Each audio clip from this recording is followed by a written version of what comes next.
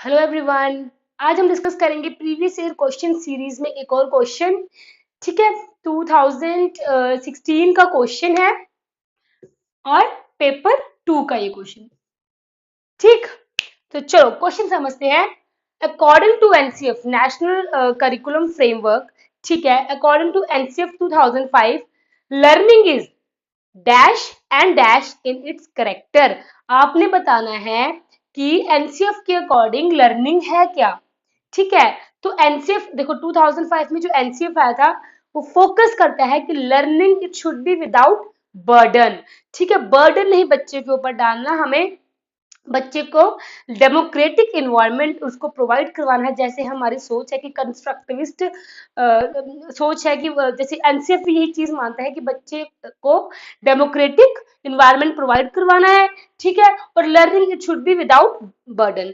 ठीक, तो इसके अकॉर्डिंग एनसीएफ के अकॉर्डिंग क्या है इसका correct answer? Learning is dash and dash. Learning is passive. देखो पहले आपने, जैसे मैंने आपको बताया हमने कैसे क्वेश्चन सॉल्व करना है, पहले हमें ये चीज सॉल्व करनी है। ठीक, आप यहाँ मत आओ अभी, पहले हम फर्स्ट ब्लैंक को सॉल्व करते हैं।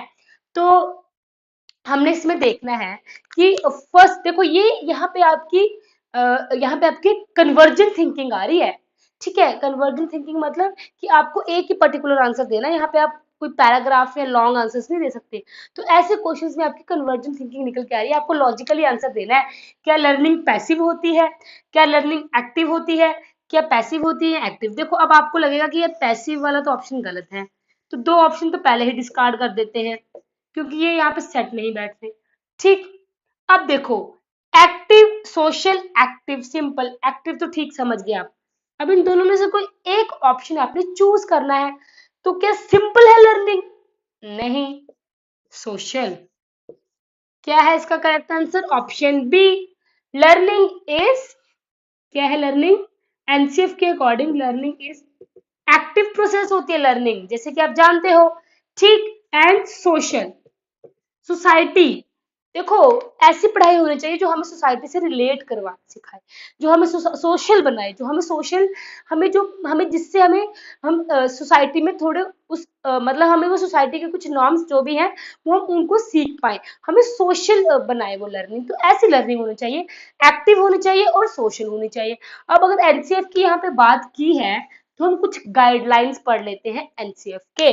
देखो एनसीएफ बात करता है किस बारे में, जैसे मैंने आपको बताया बात करता है जो 2005 है कि learning should be without burden. ठीक है, बच्चे पे बर्डन नहीं डालना और टॉपिक्स ऐसे होने चाहिए, उनकी स्टडी ऐसी होनी चाहिए, उनके करिकुलम ऐसा होना चाहिए जो बच्चे को डेमोक्रेटिक इन्वायरमेंट या फ्लेक्सिबिलिटी होनी चाहिए। ठीक, करिकुलम में। अब इसके कुछ गाइडलाइंस कह लो या कुछ पर्सपेक्टिव्स कह लो इनके, वो ये रहेंगे कि first connecting knowledge to life outside the school. बहुत इजी कि बच्चे की पढ़ाई ऐसी होनी चाहिए, बच्चे की एजुकेशन ऐसी होनी चाहिए, बच्चे की जो स्कूल लाइफ है ऐसी होनी चाहिए, वो उसको जो बाहरी लाइफ है उसकी सोशल लाइफ है उससे उसको रिलेट करता हुआ चले। ठीक, तो बच्चे की जो बुक्स होती हैं या बच्चे का जो करिकुलम बनाया हुआ स्कूल लाइफ है उसको हमने आउटसाइड द वर्ल्ड या उसको सोशल या आउटसाइड लाइफ से रिलेट करना है, ये कहता है एनसीएफ। ठीक, ये गाइडलाइंस हैं। सेकंड, एनरिचमेंट ऑफ करिकुलम और it goes beyond text book. Curriculum को इतना एनरिच बना दो कि वो एक टेक्स्ट बुक, देखो अगर बच्चा टेक्स्ट बुक तक रहेगा तो बच्चा रट्टे ही मारेगा, क्योंकि उसको पता है मुझे ये टेक्स्ट बुक पढ़ा के मैं ये एग्जाम में क्वेश्चन सॉल्व कर लूं। तो बच्चे की जो हमें करिकुलम है उसको एनरिच करना है इस हिसाब से कि वो बच्चा सिर्फ एक नॉलेज, उसकी बुकिश नॉलेज ना रह जाए, बच्चा उससे बियॉन्ड, उससे ज्यादा सोचना सोचे।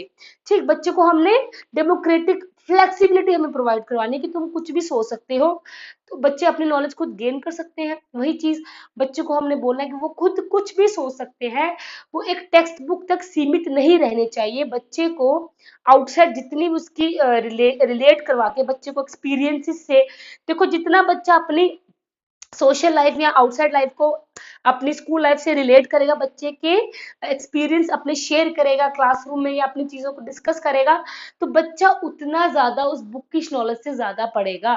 ठीक, अगर एक बुक्स तक नहीं उसकी नॉलेज रह जाएगी, वो लाइफ को भी समझेगा। ठीक, वो लाइफ को एक्सपीरियंस, लाइफ के एक्सपीरियंसेस को भी समझेगा, वो बच्चा फिर लॉन्ग टर्म के लिए उसके लिए वो लर्निंग होती है। ठीक, तो ये था second, enrichment of curriculum so that it goes beyond text book. Books से ऊपर नॉलेज देनी है बच्चे को। ठीक है, ऐसे उनका करिकुलम बनाना है, उनकी बुक्स को ऐसे बनाना है, उनकी जो जितने भी हमारा करिकुलम है, बुक्स है, सिलेबस है, वो इस तरह से रखना है। Integrate examination into classroom learning and make it more flexible.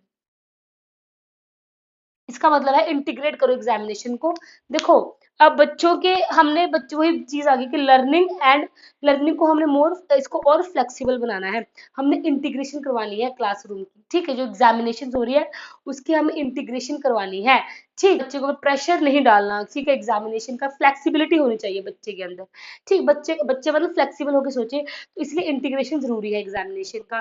ठीक, समझ गए। Shift learning from rote method, बच्चों की जो लर्निंग है वो रोट मेथड से अलग होनी चाहिए, मतलब रेक्टिफिकेशन तक लर्निंग नहीं रहनी चाहिए।